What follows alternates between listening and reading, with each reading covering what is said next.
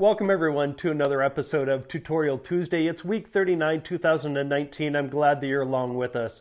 Hey, I'm not going to do any announcements this week. I'm just going to send a big thank you out to those participants that attended my fall photography workshop. So to you, Kim, Julie, Gary, Dale, and Holly, thank you so much for coming out, making your trips, and joining me in the fall photography workshop. I thoroughly enjoyed meeting and learning with each and every one of you, and I look forward to the future images that you're going to post. So with that, let's get right into your questions. So there's a couple things that come to mind here with this question. Number one, you're shooting at dusk and you're not happy with the graininess of your images. Now, what that tells me is it's likely you might be in auto, and it's likely that you might be using auto ISO. And as a result, because it's getting darker out, what's going to happen is your camera's going to try and compensate by bumping up the ISO or reducing the shutter speed to gain a good exposure, not a creative exposure, but it's just going to try and make your scene a little bit brighter.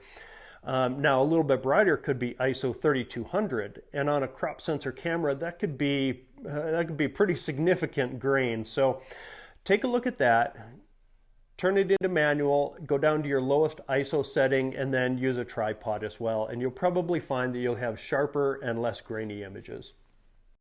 So, this is the part of Tutorial Tuesday that always keeps me going. It's the comedy portion. Bruce, of course. Tell your friend, yeah, absolutely. If they were a former gold medalist in sprinting or something like that, they'll have no problem outrunning a bison. Several key aspects in getting sharp photos is, number one, know your camera. Nothing will ever replace your education and especially your experience. So if you go out maybe just once a week with your camera, it's likely. Now, outside of that first one, knowing your equipment, the second one is with subjects that are moving horizontally across your frame, make sure to pan with them. In other words, put the focal dot on your subject and move the camera and lens with them. And finally, for me, when I have subjects that are moving towards or away from me, I turn on the predictive focusing method on my Canon called AI Servo. And then I put that focal point on them, hold the shutter halfway down, and it maintains that focus. Now, these are the things that I use on a daily basis, but most importantly, it's that you get out there and you use your equipment. So I hope those help you. One of my bucket shots is still sitting in the bucket, and as soon as I get some free time for myself and a little bit of room to breathe, then I will definitely start planning it. And if I hear you correctly, Scott, you might be inviting me out to Kansas. Let me show you exactly what I use. In fact, I downsized from a larger bag, and I bought this one specifically so I could take it on the airplane with me, and it would slide immediately underneath the seat in front of me. So let's take a look at that. This is my Tenba Shootout 24L bag. You can see everything that I have in it right there.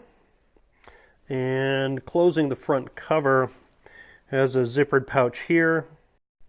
Along with the front zippered pouches that you see here and here, it also has a side loading feature right there. So if you need to, you can pull the camera out with the lens. I don't use that part.